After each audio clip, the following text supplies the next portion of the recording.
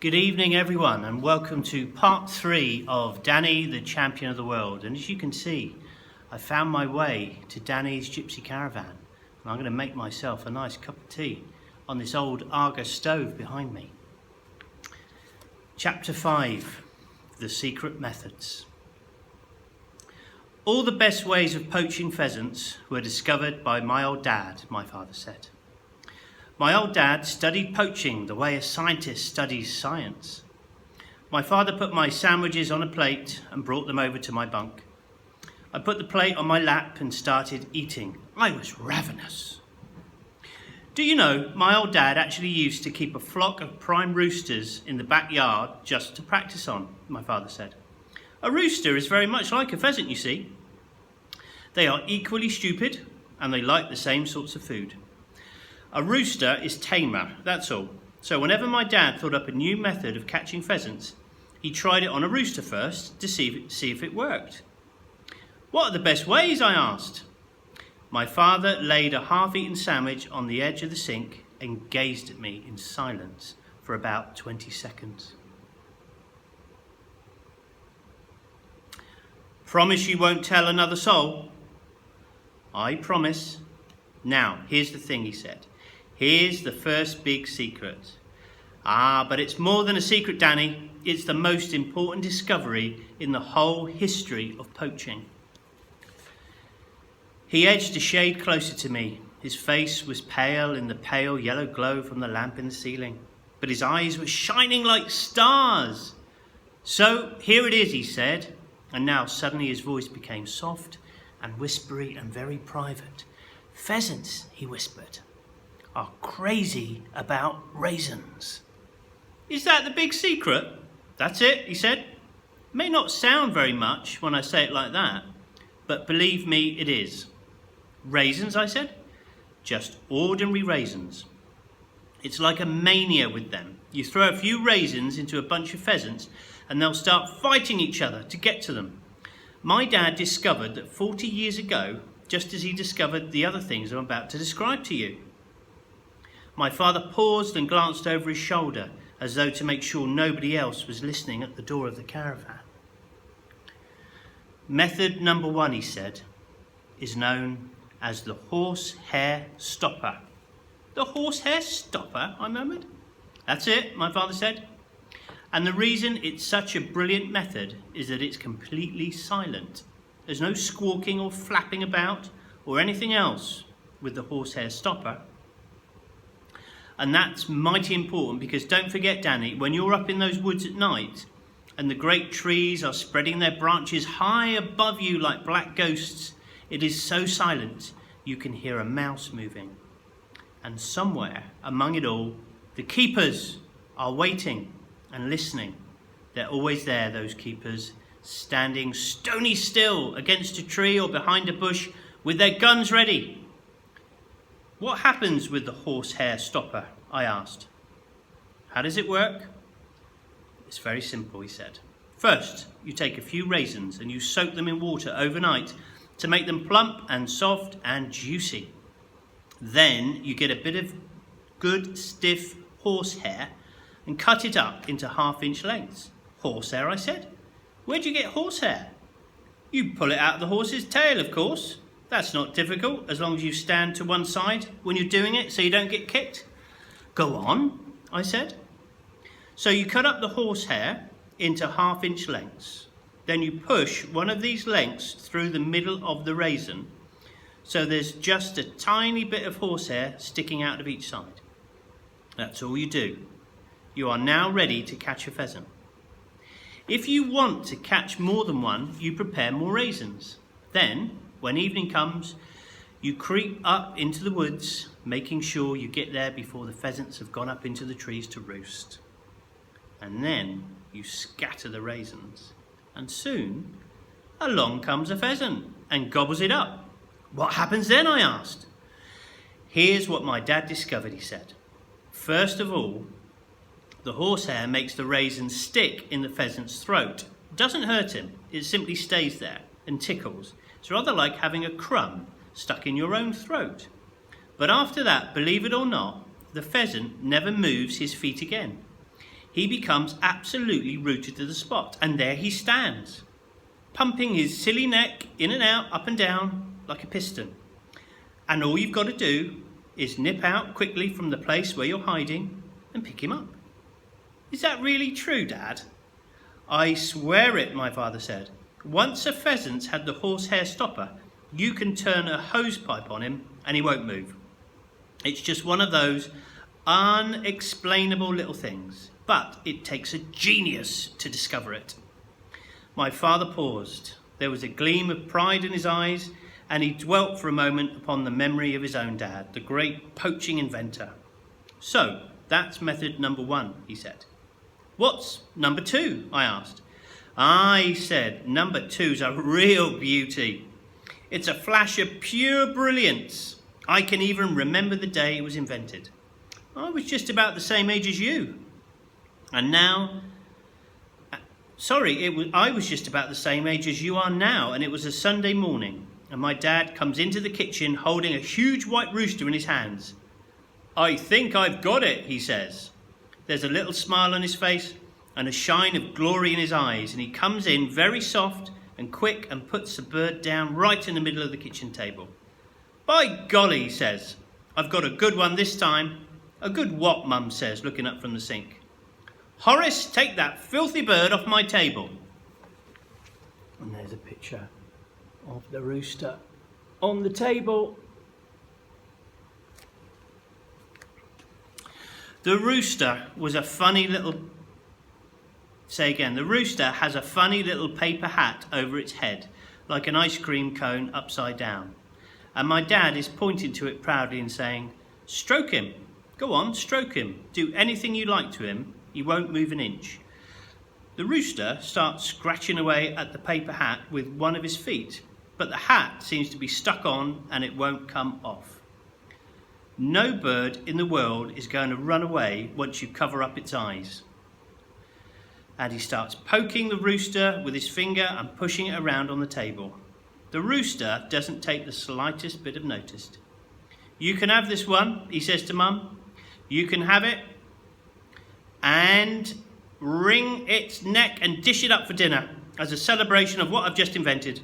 And then straight away he takes me by the arm and marches me quickly out the door and off into the fields and up into the big forest on the other side of Littlehampton, which used to belong to the Duke of Buckingham. And in less than 2 hours we get 5 lovely fat pheasants with no more trouble than it takes to go out and buy them in a shop. My father paused for breath. His eyes were shining bright as they gazed back into the wonderful world of his youth. But Dad, I said, how do you get the paper hats over the pheasants' heads? You'd never guess it, Danny. Tell me. Listen carefully, he said, glancing again over his shoulder, as though he was expecting to see a gamekeeper, or even the Duke of Buckingham himself at the caravan door. Here's how you do it. First of all, you dig a little hole in the ground. Then you twist a piece of paper into the shape of a cone, and you fit this into the hole. And you hollow with the hollow end like a cup. Then you smear the inside of the paper cup with glue and drop in a few raisins. At the same time, you lay a trail of raisins along the ground. Can you see the trail of raisins along the ground? Now, the old pheasants come pecking along the trail, and when he gets to the hole, he pops his head inside to gobble up the raisins, and the next thing he knows, he's got a paper hat stuck over his eyes, and he can't see a thing. Isn't that a fantastic idea, Danny? My dad called it the sticky hat. Is that the one you used this evening? I asked. My father nodded. How many did you get, Dad? Well, he said, looking a bit sheepish. Actually, I didn't get any. I arrived too late. By the time I got there, they were already going up to roost. And that shows you how out of practice I am. Was it fun all the same? Marvellous, he said. Absolutely marvellous, just like the old days. He put his pyjamas on, and then he turned out the lamp in the ceiling and climbed up into his bunk. Dad, I whispered, what is it? Have you been doing this often, after I've gone to sleep, without me knowing? No, he said. Tonight was the first time for 9 years. When your mother died, and I had to look after you by myself, I made a vow to give up poaching until you were old enough to be left alone at nights. But this evening I broke my vow. I had such a tremendous longing to go up into the woods again. I just couldn't stop myself. I'm very sorry I did it. Well, if you ever want to go again, I won't mind, I said. Do you mean that, he said, his voice rising in excitement. Do you really mean it? Yes, I said, so long as you tell me beforehand. You will promise to tell me beforehand if you're going, won't you? You're quite sure you don't mind? Quite sure. Good boy, he said. And we'll have a roast pheasant for supper whenever you want it. It's miles better than chicken. And one day, Dad, will you take me with you? Ah, he said. I reckon you're just a bit young to be dodging around up in the dark. I wouldn't want you to get peppered with buckshot in the backside at your age.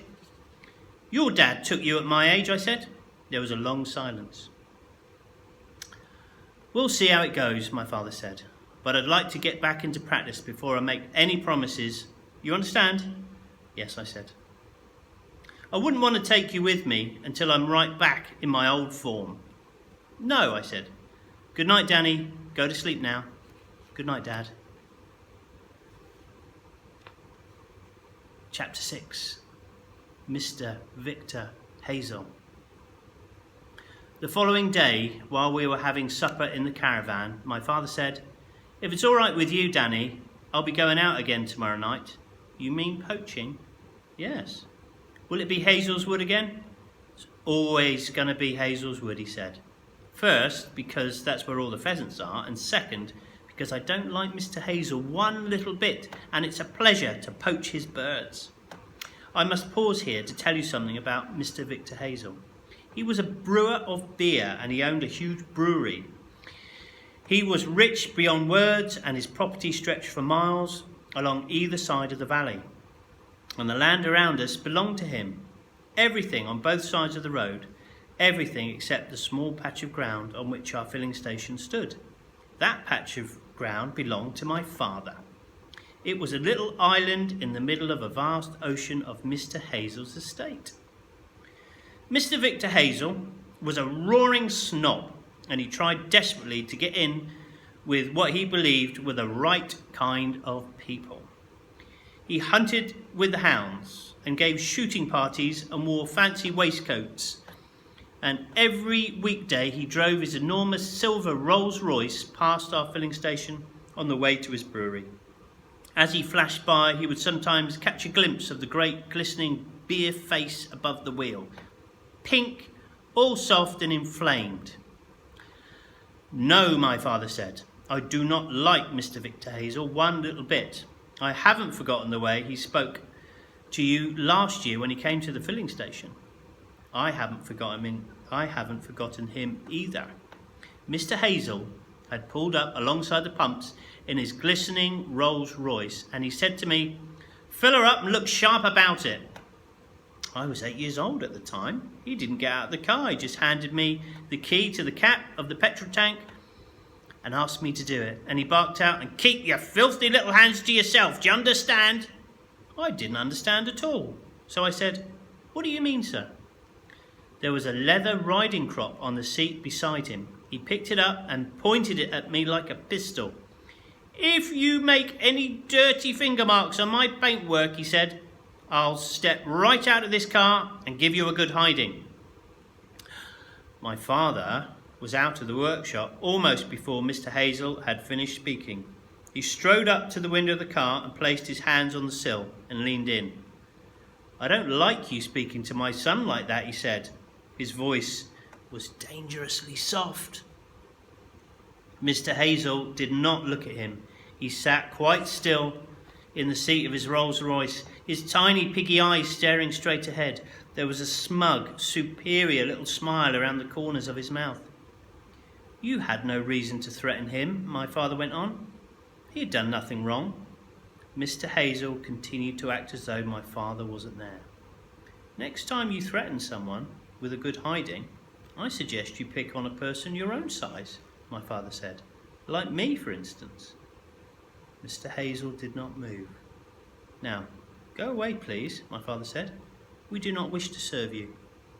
He took the key from my hand, tossed it through the window, and the Rolls-Royce drove away fast in a cloud of dust. The very next day, an inspector from the local Department of Health arrived and said he had come to inspect our caravan.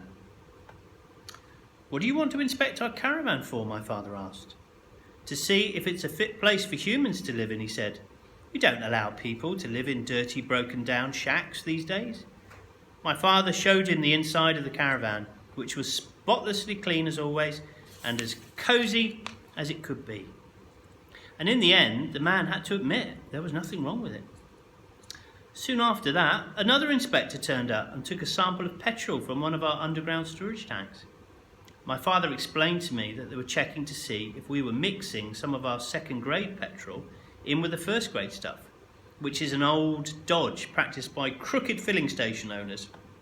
Of course, we would never do that. Hardly a week went by without some local official dropping in to check up on this or that, and there was little doubt, my father said, that the long and powerful arm of Mr. Hazel was reaching out behind the scenes and trying to run us off our land. So all in all, you can see why it gave my father a certain pleasure to poach Mr. Victor Hazel's pheasants. That night we put the raisins into soak. The next day was poaching day, and we don't think my father didn't know it. From the moment he got out of his bunk in the morning, the excitement began to build up inside him. This was a Saturday, so I was home from school, and we spent most of the day in the workshop decarbonising the cylinders of Mr. Pratchett's Austin 7. It was a great little car, built in 1933, a tiny miracle of a machine that still ran as sweetly as ever, though it was no more than 40 years old. My father said that these Austin 7s, better known in their time as baby Austins, were the first successful minicars ever made. Mr. Pratchett, who owned a turkey farm near Aylesbury, was as proud as he could be of this one, and he always brought it up to us to repair. And that's the end of this chapter of Danny the Champion of the World. Tune in for tomorrow's next exciting episode, and I wonder what will happen. Good night, everyone.